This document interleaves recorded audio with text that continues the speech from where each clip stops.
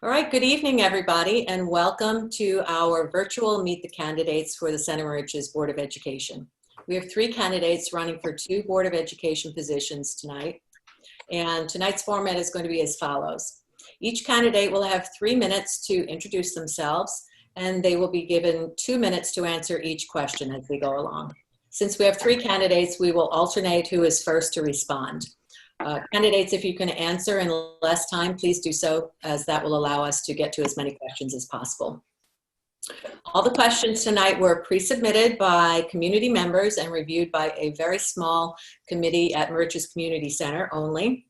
Where questions were submitted on the same subject, we've combined them into one question to allow time for as many questions as possible tonight. No candidates or school district employees or Board of Education members have been shown the questions ahead of time. Our technical person, Mr. Nofi, will hold up a yellow card halfway through each candidate's response, and then a red card to alert candidates when they have 15 seconds left to respond. The candidates' names were randomly shuffled ahead of time, and Robin Rayburn will begin the introductions. Okay, thank you. Thank you, Kathleen, for taking this on and moderating this. I really appreciate it, and I'm very happy to get the chance to tell everybody who I am. I am Robin Rayburn, and I'm running for a seat on the Center Moriches School Board. I'm a lifelong resident of Center Moriches and a member of the Center Moriches High School graduating class of 1997. I met my husband, Jeremy, in the hallways of Center Moriches High School, and we have been married for almost 18 years. We have 3 children, Izzy, who will be in the 9th grade next year, Max will be in the 7th grade, and Mia, who will be in 5th grade, meaning next year I will have the lens of a parent with 1 child in each building. My children are the 5th generation of my family to attend school here in Center Moriches, and that's something that my family and I are very proud of. I've been an active member of the community since I was 16, coaching my first MYO team. I have taught religion class, coached soccer teams, and currently I'm a co-leader for my daughter's Girl Scout troop. I have run a fundraiser for the PTA, co-chaired grade level events at the elementary school, and been a member of the Clayton Huey site-based learning team. I am just one of the many people in this community who volunteer countless hours of their time for the students of Center Moriches. That is one of the reasons the Center Moriches schools are what they are, people willing to work together to provide amazing experiences for all the children in the district. I first ran for the board in 2016 after having been appointed twice to fill vacant seats. The reason I decided to run at that time, and again now, is because I know the school is the heart of the community, and I want to make sure it continues to grow and evolve while at the same time maintaining the rich history and traditions that are the cornerstone of our town. The way to do that is through setting clear short-term and long-term educational and financial goals and working together to achieve them. I've been asked by some why I did not run last year when my term was up, so please let me explain. When I was on the school board, I devoted countless hours to the job. I was an active member of not only the board, but also 2 board committees, the curriculum committee and the emergency preparedness committee. I went on numerous off-site visitations to observe new programs the district was looking to implement, such as the middle years program in the middle school, IB in the high school, and FUS in the elementary school. Looking back at my time as a student of Center Moriches, one thing was also always clear. The Board of Education members truly and deeply cared about the children they were making decisions for. They attended as many events as they could and it left a deep impression on me. That was something I tried to emulate as a board member. But I'm going to be voting on decisions that impact children. I need to know as much as I can about the program firsthand. I attended concerts, plays, games, pep rallies. I voted on door decorating contests and hallway decorating contests. To me, that was and is the good stuff, the reason I wanted to get involved in the first place. Giving back to the district that gave me and my family so much is very important to me. Unfortunately, I did not have that level of time commitment last year, and I had to make the heart-wrenching decision not to run. I refused to ask the community to entrust me with such an important position when I could not give it the time it deserved. Things have settled down this year, and I'm looking forward to getting the chance to serve the children in the community again. If elected, I will work hard to make sure that we continue to grow our school program while doing it in a financially responsible way. The Board of Education needs to always focus on providing a quality education for the children of our town while balancing the community's ability to pay for it. While on the board, I'm so sorry that I'm going over. Can I finish? I apologize to other members. Do you mind if I finish? Thank you. Thank you. Things have settled down this year, and I'm looking forward to getting the chance to serve the community and the children of Center Moriches again. If elected, I will work hard to make sure that we continue to grow our school program while doing it in a financially responsible way. The Board of Education needs to always focus on providing a quality education for the children of our town while balancing the community's ability to pay for it. While on the board, we work to pass budgets that were at or below the tax cap and maintain a budget-to-budget increase of less than 2%, all while increasing course offerings for the students of the district, enacting new security measures such as adding security vestibules and new check-in procedures, as well as enriching the extracurricular program with the introduction of opportunities such as the pep band in the middle school and elementary school plays. I thank you for the opportunity to share a little bit about myself, and I hope that I've earned your vote for one of the 2 seats open on the Center Merchant School Board. And thank you to the other 2 people who allowed me to finish. I apologize. You get a dinner break Welcome. now after that extra time? How does that work? Sorry. Next up, we have That's good. Danielle Dench. Okay, thank you. Hi, everyone. My name is Danielle Dench, and I'm running for a seat on the Santa Maricia's Board of Education. My husband and I purchased our home here in 2002. We began our family with the birth of our daughter, Olivia, our son, Benjamin, and continued adding to our family when we became the legal guardians of our niece, Emily, and nephew, Julian. Like many families in the district, I became involved by volunteering at our children's activities in and out of school. Our kids were involved in everything ranging from youth sports, music programs, scouting, PTA events, as well as church activities. As our kids progressed within the district, so did my level of involvement. I took a role as the vice president for the Santa Maricia's PTA. I also joined the Board of Education Curriculum and Legislative Committees. Professionally, I'm a graduate from SUNY Oneonta and hold degrees in political science and history. Previously, I worked for the Girl Scouts of Suffolk County as a recruiter of volunteers. Working for a nonprofit organization provided many learning opportunities for professional growth. I learned how to organize large community events, understood the importance of cultivating relationships with local communities and school districts, and learned the importance of grants and need-based funding within these communities. In 2018, I made the decision to change career paths and became a student of physical therapy. I'm also working part-time for the New York State Department of Health. In 2017, the community elected me to the Santa Maricia's Board of Education. As a newly elected board member, I was eager to learn anything and everything. I took the state mandated training and also engaged in other training opportunities, including New York State School Board Association events, such as the Mental Health Awareness and Law Conference. At these events, I learned about the current topics that are up and coming in school districts in an effort to help our own district become more proactive rather than reactive as they arose. During the events, I was fortunate to be able to network and learn what other district leaders were doing and how they were able to handle and incorporate some of these initiatives. I joined the National Association of Special Education Teachers and took some of their free professional development courses. I am by no means an expert in any of these areas, but did this to familiarize myself in order to help better understand the process. This fall, I attended New York State School Board Association's annual convention, where I served as a delegate for our district. Delegates advocate for their school districts on legislative priorities regarding topics on state and local budgets, curriculum mandates, and federal issues. I feel it is important as members of the board to continue ongoing training because needs and priorities are always changing. The members of the school board are each a part of a corporate body elected as representatives of the community, which includes families with children in the district, teachers and staff that live and work in the district, and people who don't have any children in the district because we are all taxpayers.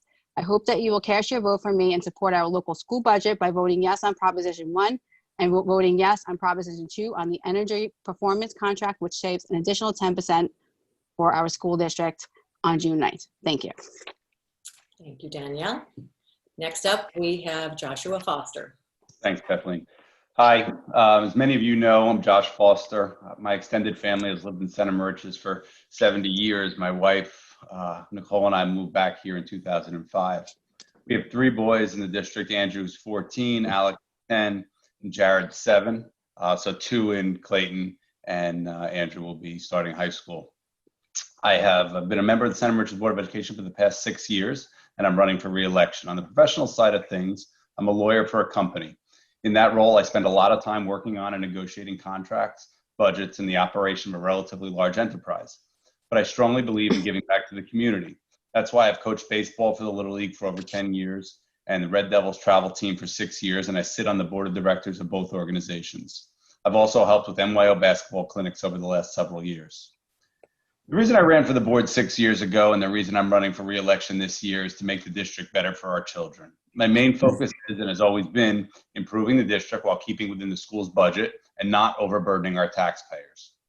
My professional career has taught me to always ask, can we do better, and not to accept anything but excellence. The second question I always ask is, how much will it cost? It's a balance. Can we expand our course offerings, sports programs, art and music programs, but do it in a fiscally responsible manner that the community will support? Do we need to shift focus and expenditures from one area to another to have a greater impact on children? I'm a firm believer in careful fiscal management and using saved dollars to fund educational growth opportunities and manage the tax levy for the community. To that end, I believe that very specific and clear financial and educational goals need to be set so the community can set their home budget, so they understand what's going to happen to their taxes each and every year for the next 2, 3, 4, 5 years. And then the district can also build its program with certainty that if their budgets are reasonable, the community will support. We set these goals 6 years ago when I first joined the board, and I'm extremely proud to say that with the significant work of our teachers, administration, and staff, the district has met the goals with very minor exceptions. And those exceptions were always approved by the board after significant discussion. Specifically, we have passed budgets that are at or below the tax levy cap each year. We have maintained our budget-to-budget increases of less than 2%. We have maintained our no designation status by the state in relation to fiscal stress. We've made all while growing our educational and extracurricular programs. We procured community support for and completed a much-needed facilities improvement plan that saw new roofs, renovation of science classrooms, and significant safety measures implemented. The district has worked over the last 6 years to ensure the safety of our children by building secure vestibules, by requiring visitor check-in services, as well as other internal measures as recommended by security professionals. Our academic growth was made possible through careful savings and shifting of funds. We were able to add a director of guidance, additional social workers, science independent research, IB and MYB programs, and we added electives to reduce study halls. Most notably, we have increased our graduation and diploma rates significantly, including growing our advanced Regents diploma rate to 61%, which was 56 years ago, and increasing our Regents diploma rate to 97%. These aren't my achievements, they are the achievements of the district and the students, with great oversight of administration and support of teachers and parents. These achievements require funding, which is what the board focuses on. I ask you to please support me in my re-election. Thank you. Okay, thank you, Josh. We'll move on to the questions.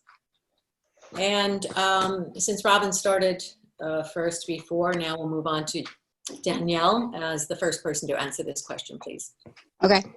What qualifications, skills, and New York State training do you bring to a Board of Education position, particularly as they relate to managing this present crisis or any crisis in our schools?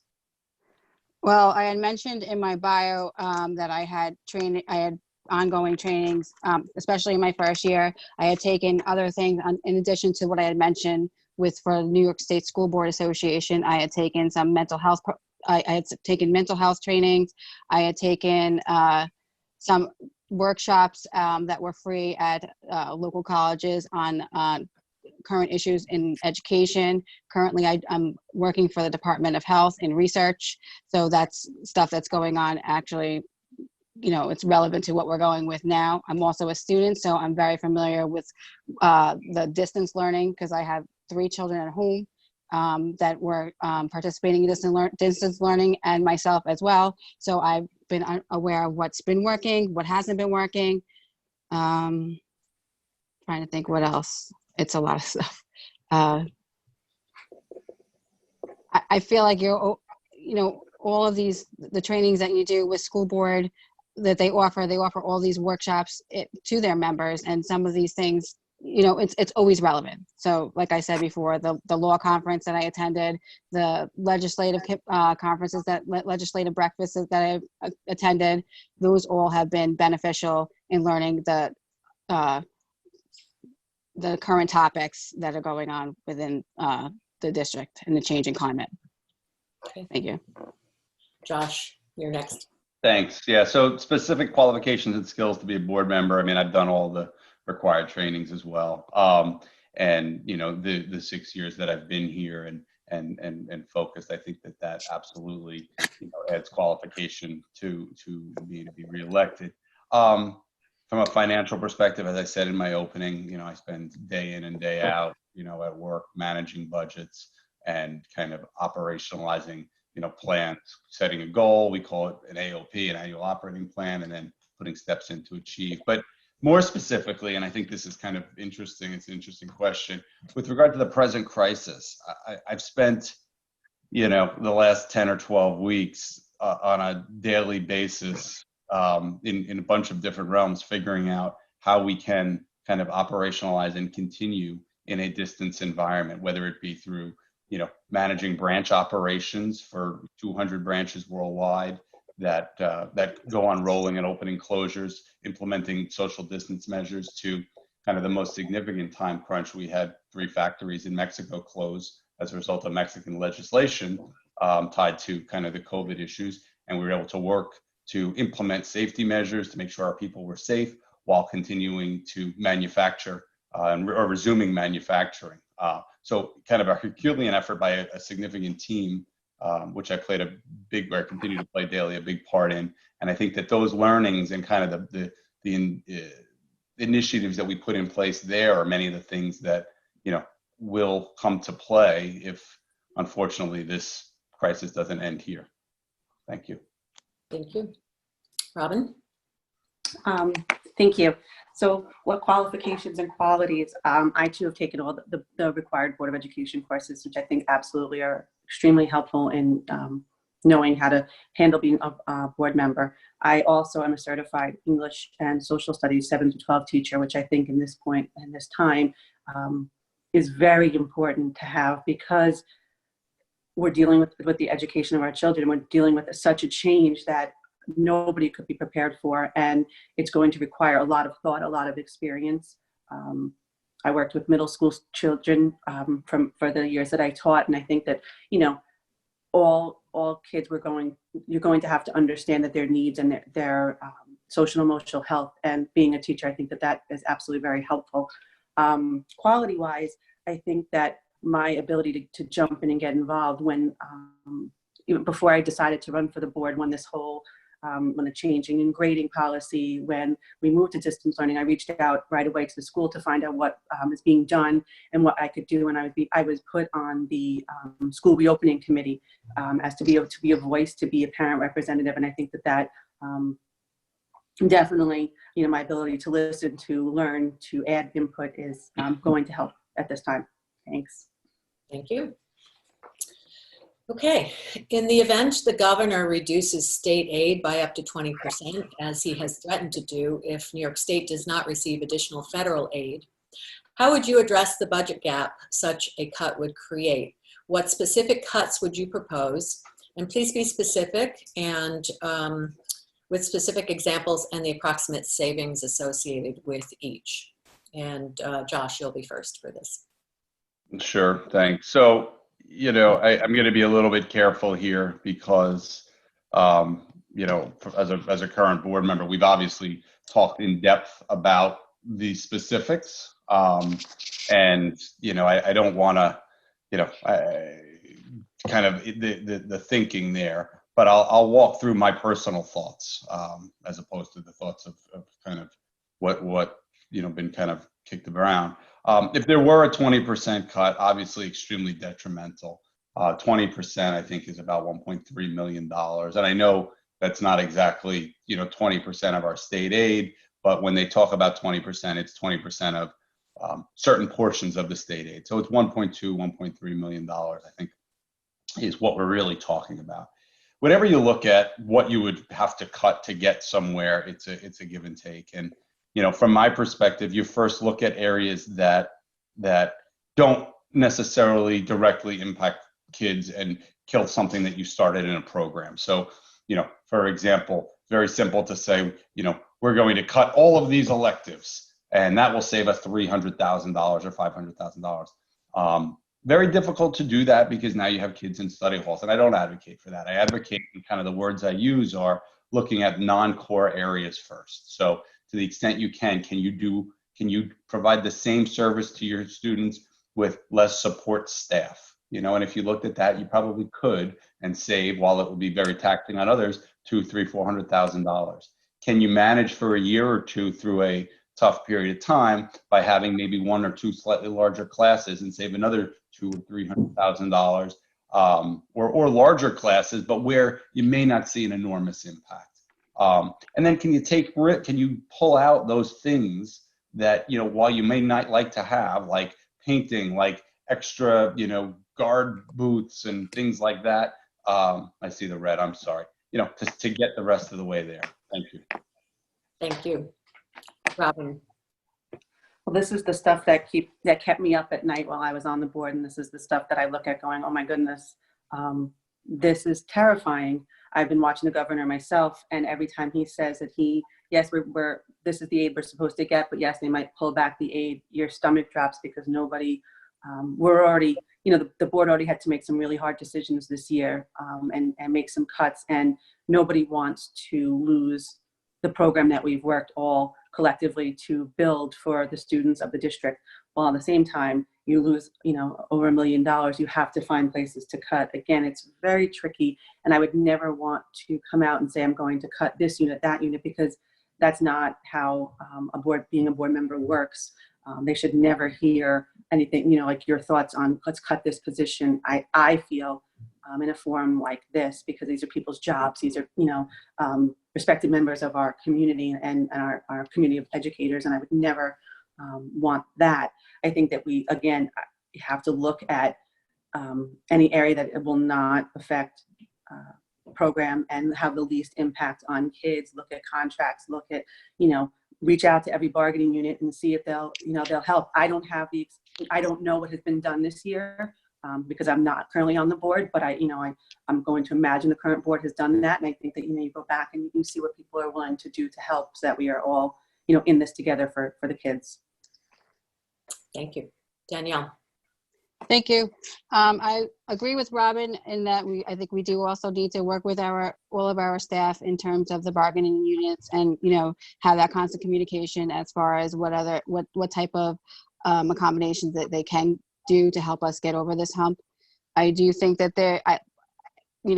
along the lines of what Josh and Robin had said, we don't want to cut, obviously, instruction and from the kids and, take away the programs that we've been working over, all the board members have been working over the years to build.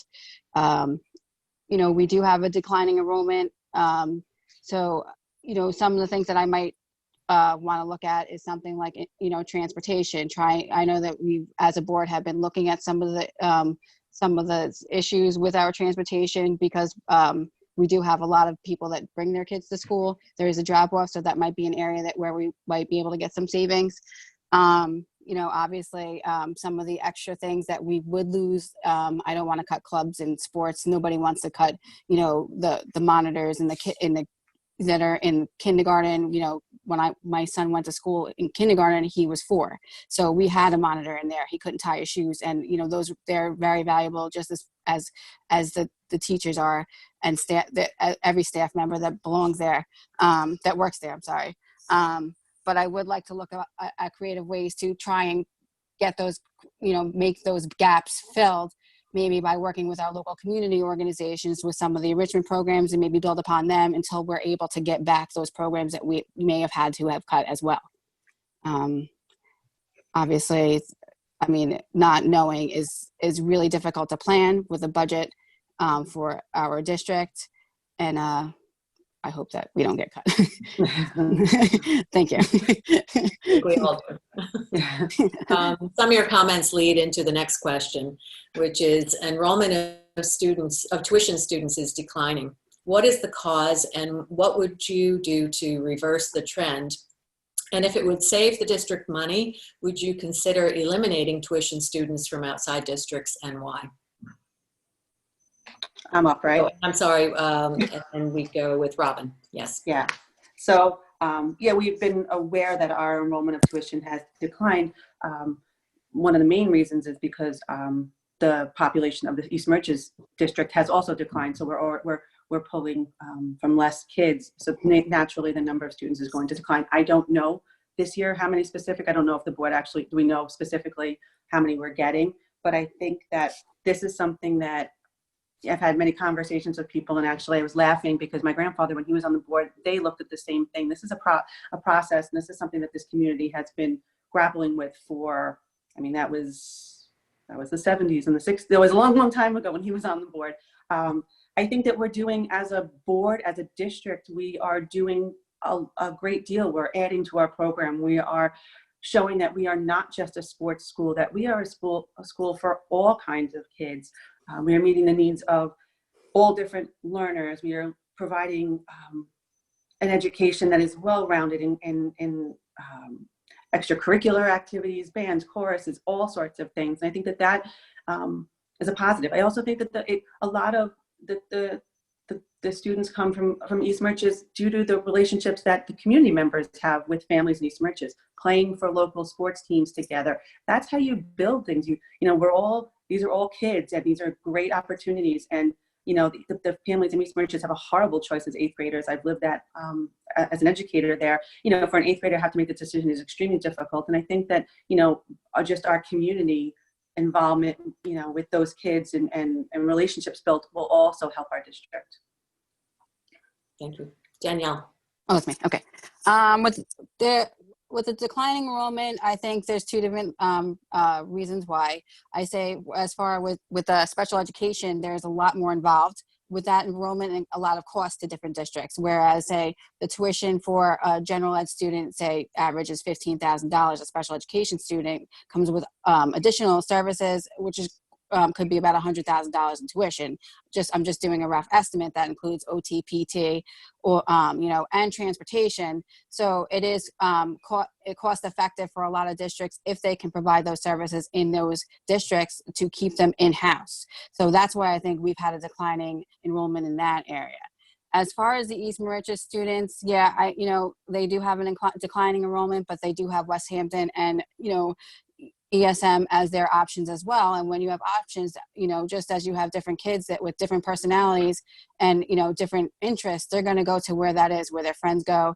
I know that ESM, they have a big music community. So there's some kids that go there. I'm not saying that we don't have it, but a lot of kids that do attend that school and have that option are going to go there, say they want to play orchestra. We don't offer that here. As far as, West Hampton, it does depend on the sports. It depends on, the activities that the kids are involved in. I'm not sure that I would be open to stopping East Mauritius from coming to our district, because I think that we offer great opportunities for them as well. And I think that we should continue to work on getting them involved and trying to come out here. And I think we have done some great things in the areas of the curriculum offerings that we're expanding and the opportunities that we offer here without taking away also from our own Center Mauritius students as well. So thank you. Josh. Thanks. Yeah, so just to round that out, I mean, I agree. Fewer East Mauritius students, their class is ultimately the smallest this year. That's one of the causes. Special education, as Danielle said, many districts try to manage it themselves to manage the cost. But the flip side is we do have the Poospatuck Indian Reservation, Poospatuck Native American Reservation students that come, and the tuition from them this year is increasing. So it's kind of a balance. And I think it's a really nice opportunity to have different people from different backgrounds here in Center Mauritius. I think it's frankly, it's one of the reasons that I live here and I love it. How do you reverse the trend, maybe and increase the percentages from East Mauritius? You do the things that we're doing. You implement better programs. You implement IB programs and MYP programs. You grow your advanced regents rate. We're doing that. And I think that as time goes by, students who do have that choice will look and will say, wow, I can get the unbelievable sports from Center Mauritius. I can get the,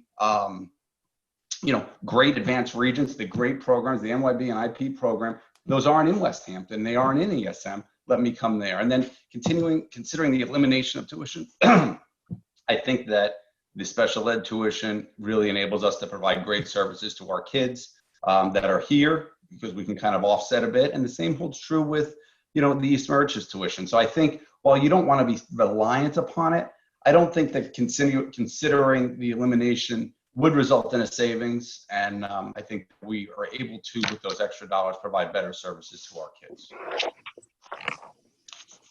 Thank you. Next question is, please give an example of a policy or program that you saw through from inception to implementation. And we start with Danielle.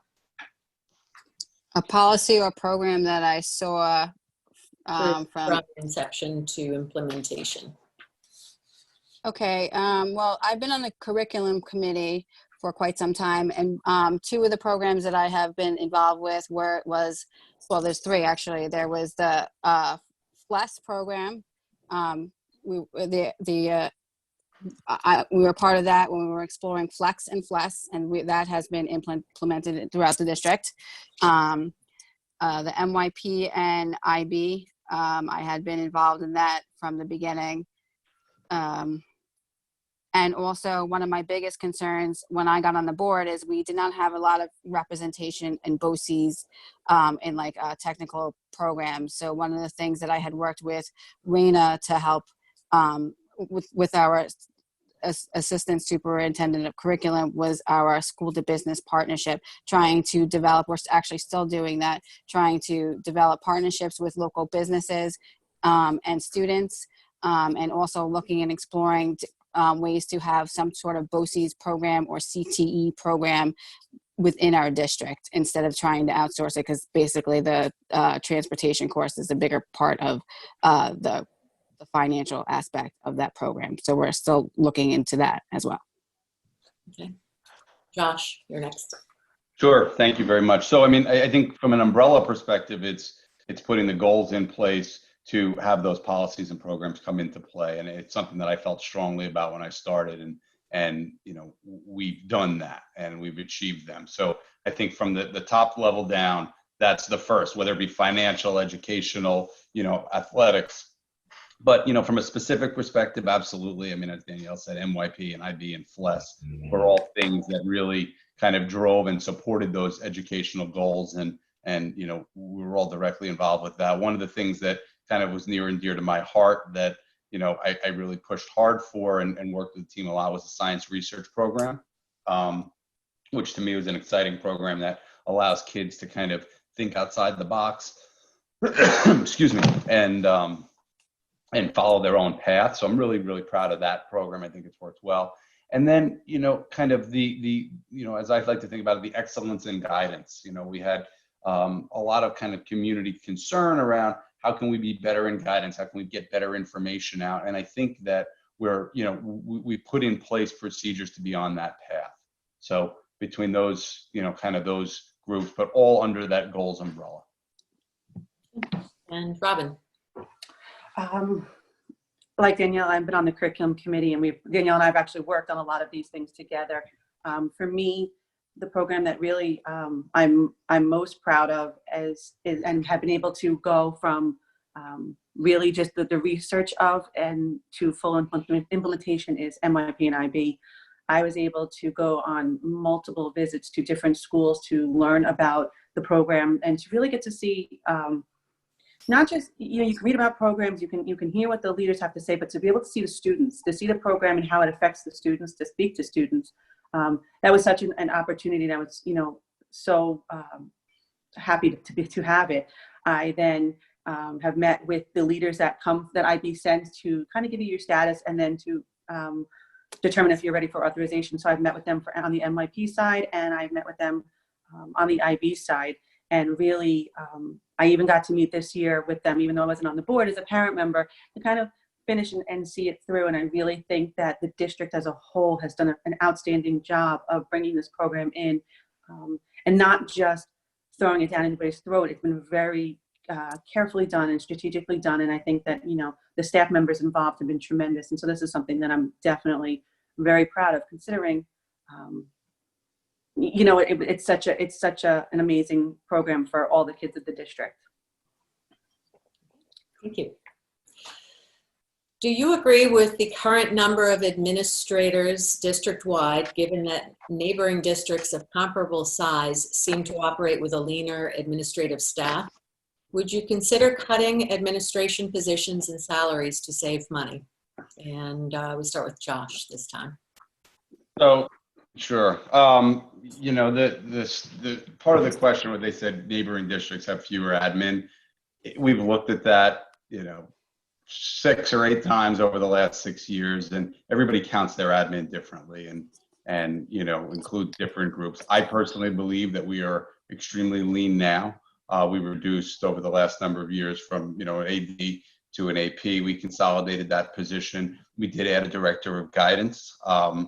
And I'm a strong believer in the fact that I think you do need some oversight to really kind of drive that excellence in those goals. So I think we're right where we should be right now. That's my personal sense. in regard to administration. That being said, I'll go back to the very first question or the question around the 20%.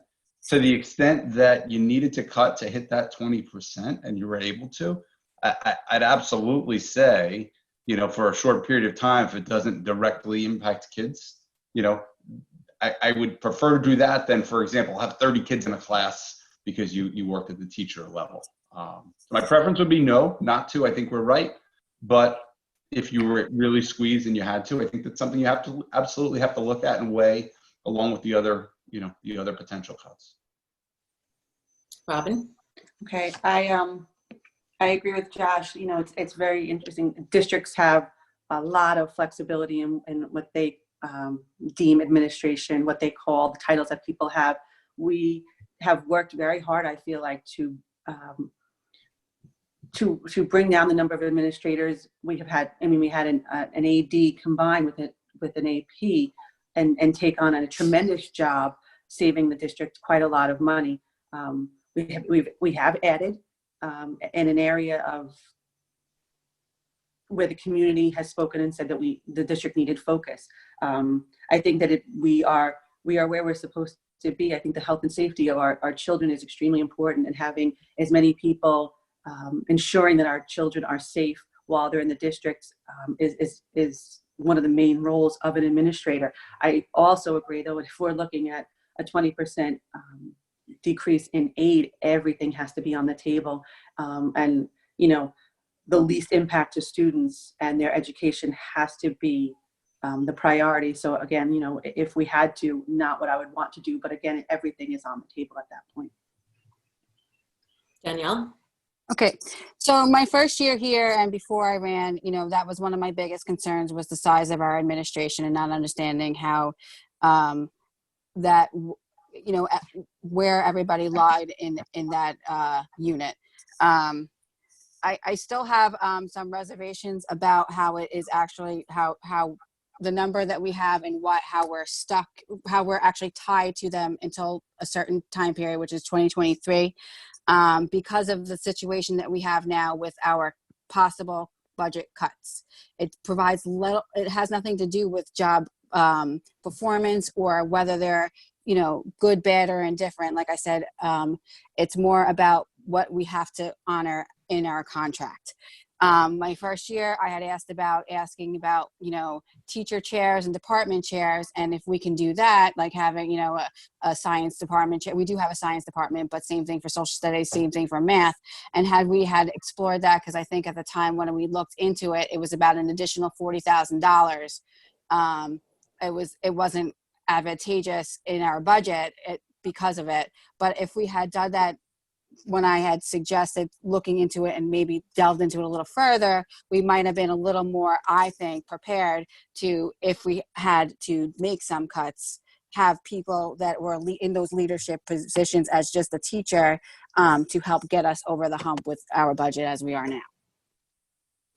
Okay. Thanks. We went through everybody, yes. Okay. Yeah.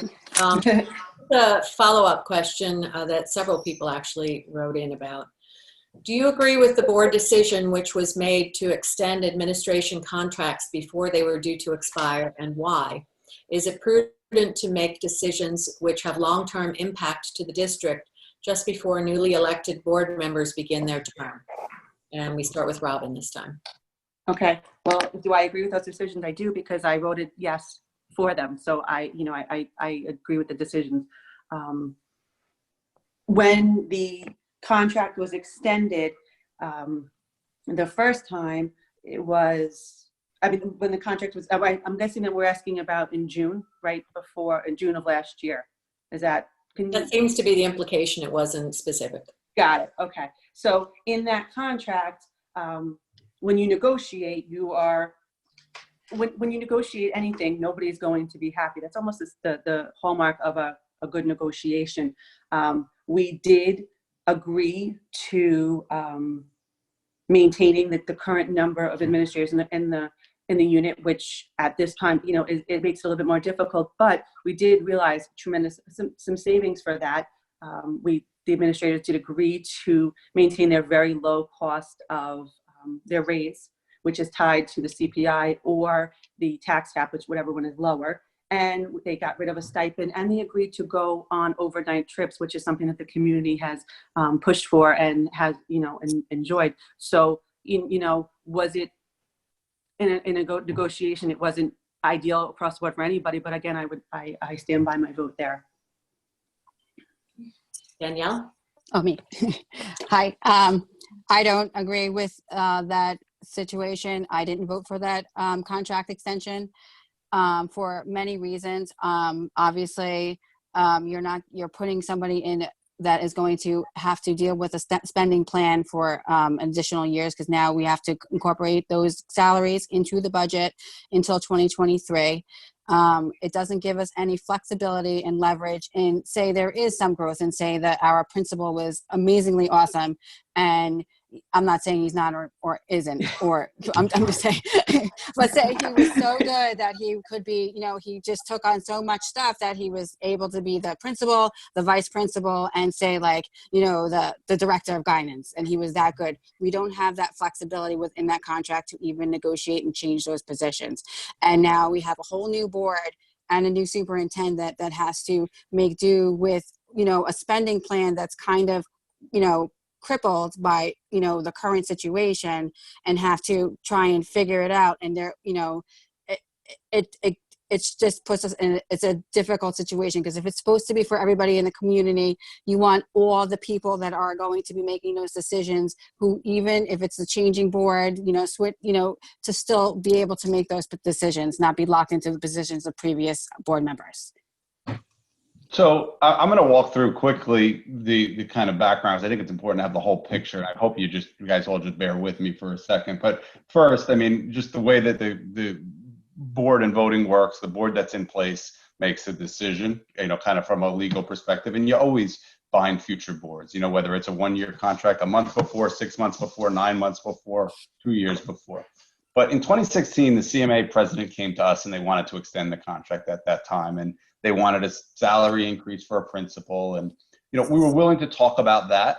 But we weren't willing to kind of do it all on the front end. And we had a strong negotiation at that point to get to where we got them to agree to a 32% contribution for new hires in health. So you really need to look at the give and take there, right?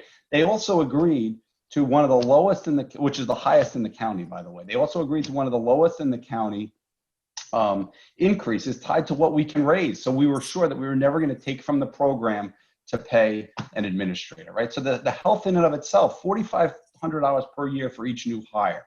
They also agreed to fewer sick days. So the net is, I believe, really positive agreement. They had just given up a position in the ADAP.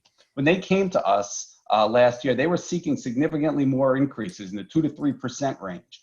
We were able to keep them and agree to keep them with the really low provision that's already saved us significant dollars. We were also able to get them to give up stipends last year of $1,500 per person for a period of time, and take a zero in a particular year. I think it's 2022, a zero, so no increase whatsoever.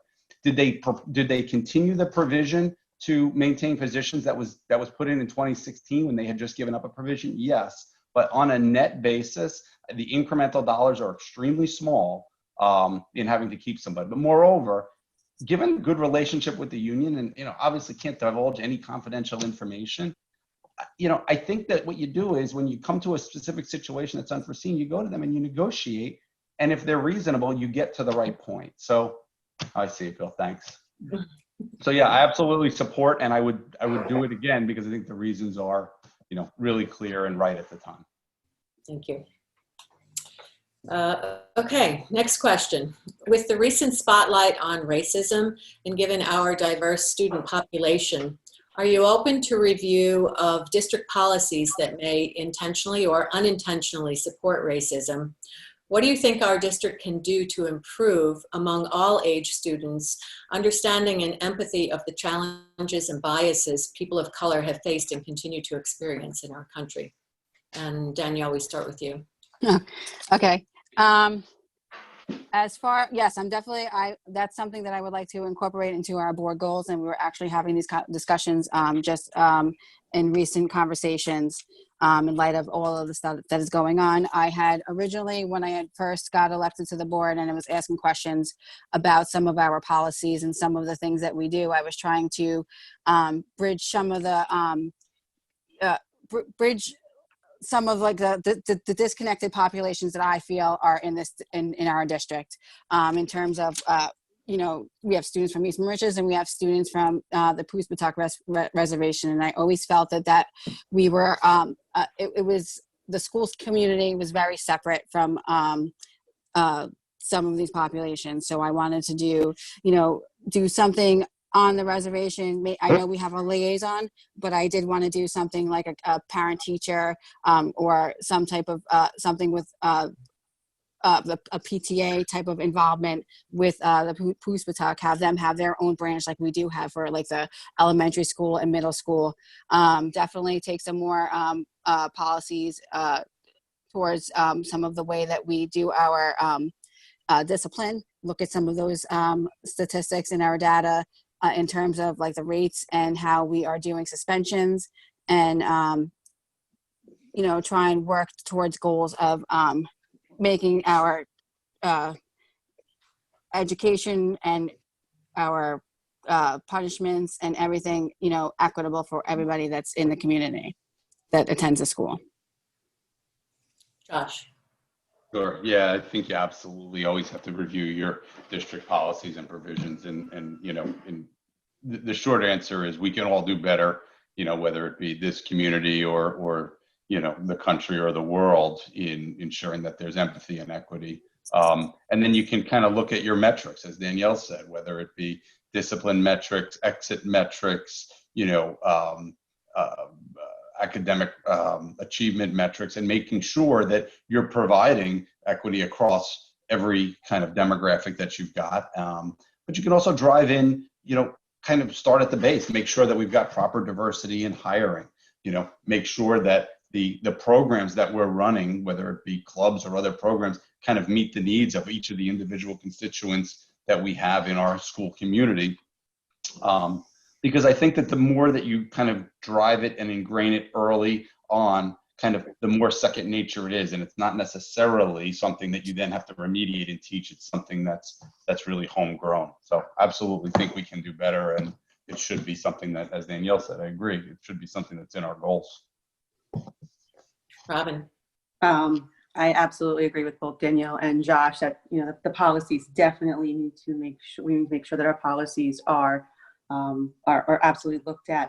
I think one of the great things about students, and one of the things I got to observe, was that our students, when there were a school shooting, our students requested to hold an assembly with kids, for kids, where they were able to have really good discussions. And I think that that's something that we need to continue to foster. I think that to have open dialogue and understand really will help grow and breed understanding of children with all people of all different races, ethnicities, backgrounds, whatever. And I think that that's something that the school definitely should look at and continue. It came from kids, and I think that when kids are involved, it really does have a little bit more of a lasting impact. I also absolutely agree that we need to make sure that we are making sure that the education that we're providing for all children is absolutely equitable, and definitely something that the board and the district as a whole should be looking at. In an era of limited financial resources, how will you engage and enlist budget support from all community members, including voters with no children in the public schools? What is your strategy to reach out to members of the community with whom you do not have regular contact? Can you repeat that? Josh is first. Danielle, you wanted it repeated? Yes, please. Yeah, of course. Sorry. That's okay.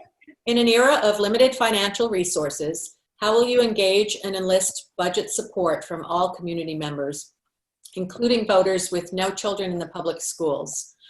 What is your strategy to reach out to members of the community with whom you do not have regular contact? And Josh, you're first. Great. Yeah, thank you. So it's a matter of telling a clear story, and how do you engage supportive people who don't have kids?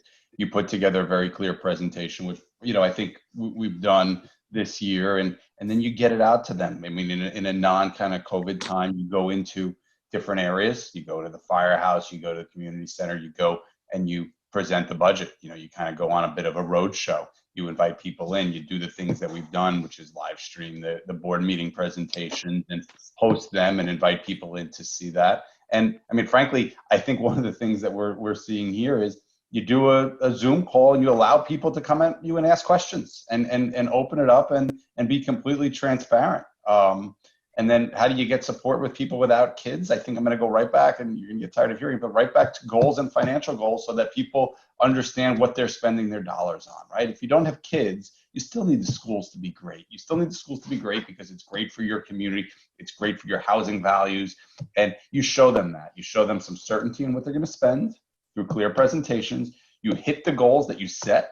You don't set goals that you don't hit. You hit your goals. You work hard to that. And you talk about the fact that you've continuously hit them over and over and over. And you make those presentations. Thank you. Robin. Okay. So I think Josh really hit it on the head when he talks about clear presentations. I think that it's so important for people to understand exactly how a budget affects them personally and then their community as a whole. How passing a budget will affect their taxes, how it will affect their home values, how it'll affect their children. And I think, the board had a goal of really trying to increase community awareness and community involvement. I think that, they've done a very good job of doing that. And I think that we need to continue reaching out in any possible method, social media, print. Now that we're using Zoom, this is a whole new forum, which is, very exciting. I think it's a misnomer that just because people don't have children doesn't mean that they don't support the school district. I really don't, is it an absolute all people, with children support or don't support? No, but I really don't, I don't think that that's fair. And I think that not having children doesn't mean that you don't support the kids of your community. The school is the center of your community. It is it is the pride of everybody in a community. And I think that, those people support the budget just as much as a parent does. I really don't see that as an issue. Danielle. I agree with what Josh and Robin said. Previously, we did have a lot of presentations at our board meetings, but I think that it is important that we need to get out. Obviously, we can't do that right now within, the current situation we are in. But I know for myself personally, I have been explaining to people the budget on my social media, text. I think it's good that we live stream our Board of Education meetings with the Zoom calls and all of that, those technological advantages that we've been taking advantage of.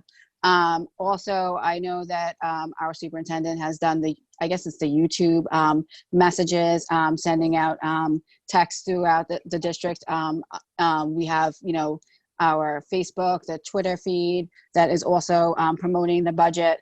And I think those are all other great opportunities to educate the community. I talk to anybody that will listen to me about the budget, on the phone, texting, any questions. I welcome anybody to ask me questions, or any of our other board members or our candidates about the school budget, because I think it's very important for everybody in the community to vote for the budget and to understand what the budget means, what is the spending plan, and also the 10% that we're going to get from the proposition for the energy performance contract if you vote for that as well, which I've been telling people to do as well. So, thank you. Thank you. The mental health of our students plays a significant role in their ability to succeed in school, as well as make positive behavior choices relating to substance use. What could our schools be doing better to address the mental health issues of our students and prevent teen substance use? And we start with Robin. Okay. I think that as a whole, the district has recognized the focus that needs to be put on our students' mental health. We have, over the course of several years, we've added to our mental health staff, because I definitely think that in this day and age, the pressures that our children are facing are unlike anything that we have seen before. And I think that the district needs to continue to focus on that. I think that there's been some amazing programs that have been brought in to work in the gym class with our kids. And I think different ways to handle stress, handle uncertainty. I think coming into this current year, for what the kids have just experienced now, I think mental health more than ever is going to be so important come September and during this time. But then come September, I think that that's going to have to absolutely be a focus of the district, because what our kids have lived through, what we as adults have lived through with this pandemic is something that I think that we're going to have to take very seriously and focus on with our kids. What can we do better? We can always do better. I think substance abuse is something that we really do need to focus on more, educating our kids, talking to our kids, really just providing them information and encouraging them to attend the events that are being held, and encourage them to find somebody in the building that they're comfortable to talk to if they need help on any mental health or substance abuse issues. Danielle. There's a lot of things that I think we do so far that is good, but I think we can always do better. Like Robin said, in 2018, New York State made it a mandated requirement that all school districts adopt some type of mental health curriculum, and in that they didn't really provide any funding. So some of the things that we also need to do as a district is advocate for more resources and more funding so that we can provide services for all of the children in our district and the staff as well, because it's a big responsibility to take on this initiative and be required as a district to provide these resources without any funding.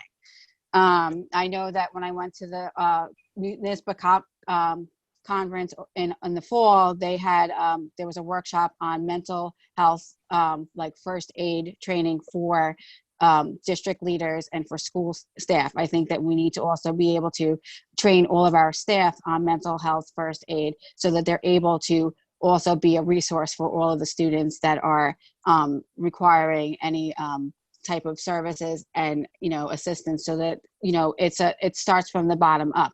I think that we need to do workshops for parents so that they understand, create the conversation, have it ongoing on a regular basis, so we take the stigma out of mental health, and and have everybody as a community work together to try and work on the best for our students. And obviously ongoing training is always going to be key, because things are always going to change after this whole pandemic and the whole are we done? Oh, sorry. After the pandemic and just the distance learning, that's a whole nother level of stress that parents and students have been dealing with, and it's going to be a whole nother new issue in mental health, I believe, after this. Thank you. Josh. Thanks. Yeah, look, you can always do better. I absolutely agree. And mental health and substance abuse, to me, are just terrifying things that you really need to focus on. One of the things that we've done, and then we do need to do more, but I believe in hiring Ron, Dr. Massara, what he brings to the table is great. And really, in terms of his mental health background and the focus that he has on it, and on kind of the social and emotional well-being of children, really kind of good leadership example. I do think that we need to provide more parent education, and I think that that's where it starts. And we can, see things at school, but we also have SROs. We can increase, kind of the use of the school resource officers. We did add staff, and we make sure that the staff are properly trained. And one of the things now, it's kind of the different world now, right? Kids are home; they're not there every day where we can kind of see and work with them on what's going on. I think that we can probably do better with guidance outreach, both to parents in terms of programs and dealing with stress kind of in the oddities of this time, as well as, individual kind of outreach with regard to kids that may need, incremental support right now. And then on the substance abuse, it's obviously just continued training, continue talking about it, making it a comfortable topic for parents to talk about with their kids, for teachers to talk about with the kids, so that they understand kind of the real risks and the detriments of those situations. And then when it unfortunately happens, being able to come in and have proper, remediation in place and provide the proper support. Okay. I think we have time for one more question. Only the board as a whole can make decisions for the district. How will you approach differences of opinion between board members? And we start with Josh for this one. No, is that right? Sorry, Danielle. We start with Danielle. Differences? By listening, Yeah. okay, so approaching differences, listening to everybody's side, own opinions, and respecting, everybody's individual opinion, not forcing, a decision because of a differing opinion, just making sure that you hear everybody's, concerns, their whatever their issue is, and agreeing to disagree at times. You're not always going to agree, but for the most part, everybody has the same goal. And if you're looking at the goals of every student and family in this community and a taxpayer in this community, ultimately that's your measurement. So there are going to be times where you're going to disagree, and that's okay, because you're all different representatives from different facets of this community. Josh is a lawyer, Robin's a teacher, I'm, a student. We're all different people, and we all bring different types of, advantages and benefits to the table, and, different perspectives. And I think it's good to listen to those perspectives and respect them. And if you don't agree, then that's okay as well. Thank you. Josh. Yeah, I think that's right. You obviously have to, respectfully listen and understand where people are coming from, and hope that everybody's making the decisions that they're making and advocating for the right reasons. But I also think you have to really advocate if you feel strongly about something, and provide support for it and continue to push. And I don't view it just as kind of a yes, no vote type of a situation for everything. I do view it as a situation where you need to kind of have the ability to argue your point and argue why you believe doing something is right, and perhaps have someone else kind of get to see your viewpoint. So I do think you need to listen. I do think you need to advocate, but I think you also need to, if you feel strongly or passionately about something, you need to let that come through, and you need to, let everybody else kind of understand that. And like Danielle said, ultimately, if a decision is not unanimous, or it doesn't go your way, it doesn't go your way. It's a voting situation. But I do think that, strong support and advocacy is important. And Robin. Okay. Being the third, I listen to everybody and agree. I agree with what both Josh and Danielle had to say. I think one of the most important character traits is your ability to listen and hear what the other people are saying. We are one of 5 on a board, and our job is the same, is to provide the best education that we can for all the children, and do it in a way that we can afford it. I think that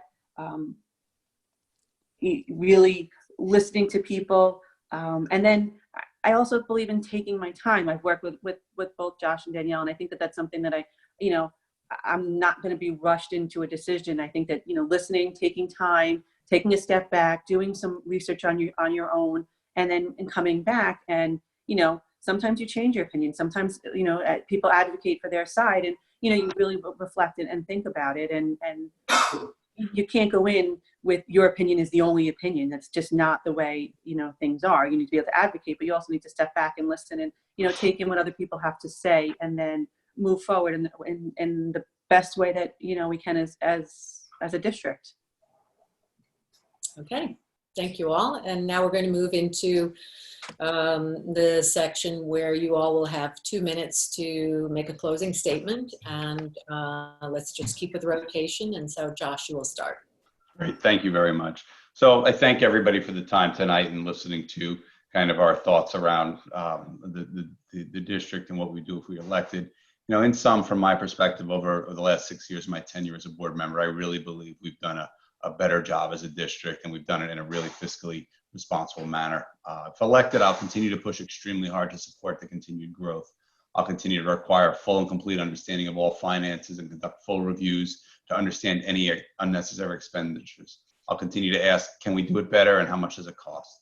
I believe that clear goals for achievement are critical, and I'll continue to advocate that substantive goals be set and the board and administration be held accountable to those goals, both academically and financially. I talk to my kids regularly about goals and how every door is open to them. The trick is to be an active participant in your decisions by doing your homework and fully weighing the pros and cons of a decision before deciding which door to close and which door to storm through. I believe the same holds true for business and schools. We need clear goals with all members working towards those goals so that together we can decide which path will lead us to achievement. I really believe that Center Moriches can continue to be excellent. And I think that while at times it is uncomfortable and even difficult, we all need to push hard for perfection. Thank you very much. Thank you. Robin. Okay, I want to thank all the people who worked so hard to make this event happen, specifically Kathleen Johnson of the Moriches Community Center, Mr. Nofi for being in charge of not only technology, but an excellent timekeeper, and Renee Passero and Annette Frank for all the behind the scenes work they did in order to organize this event.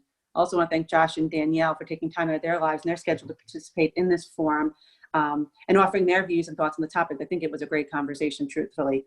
I want to thank them also for giving their time as Board of Ed trustees. It's not an easy job, and I appreciate all the work that they've been doing because really it's a very difficult job.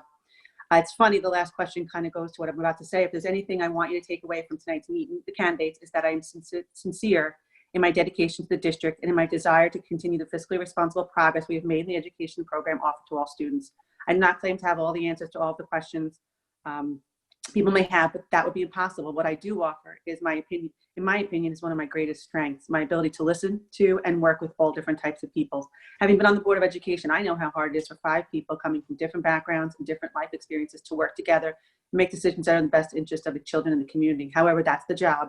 That's what needs to be done, and I have the ability to do it.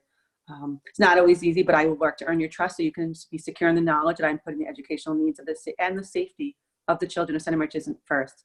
And I thank you for your time. Thank you. Danielle. Okay.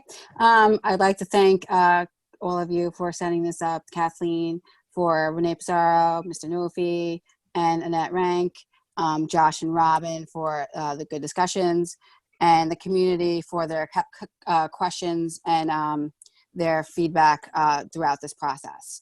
As a board member, I take the role very seriously as a representative of the community because we are stewards of the districts in terms of the financial resources, leaders of the district, and advocate for public education. As a family, we have sports kids, we have music kids, a kid with 504, and we have who was a foreign exchange student that went through the district. I'm a parent, a student, and a tax-paying community member. I advocate for every person in this district, regardless of the sports and activities that they play. I also advocate for the members of the community that do not have a child in this district. I hope that you will look back on my record and realize that I am a board member who stands for our students and our community at large. And I hope that you will cast for your vote for me and pass the budget on June 9th. Thank you. Okay. Thank you so much, candidates. Before we leave this evening, we wanted to just take a few minutes to talk about the unusual situation of how we will be voting for our budget. The date to vote is by Tuesday, June 9th at 5 p.m. You should have all received an absentee ballot similar to this. If you have not yet received one or you have any more questions, you can contact our district clerk, Patricia Gallietta, at 631-878-9795, extension 227, or you may also email her at pgalietta@cmschools.org. So in this envelope, you will have received your ballot, which looks like this, Spanish language on one side and English on the other. This section here is the directions on how to fill this out properly. Please read it very carefully because there are several steps and you don't want to miss any of the steps. You want your ballot to be valid. And the first budget here is Proposition 1, and that relates to the school budget for the 2020-2021 school year. You're going to vote yes or no with a simple X or a check in one of these boxes, and please use a black or a blue pen or a pencil with black lead in it. In this other box here on this side is Proposition 2. And as Danielle said, that relates to the energy performance contract. There's a description here, read it and decide how you will vote on that. And again, a simple X in one of the boxes.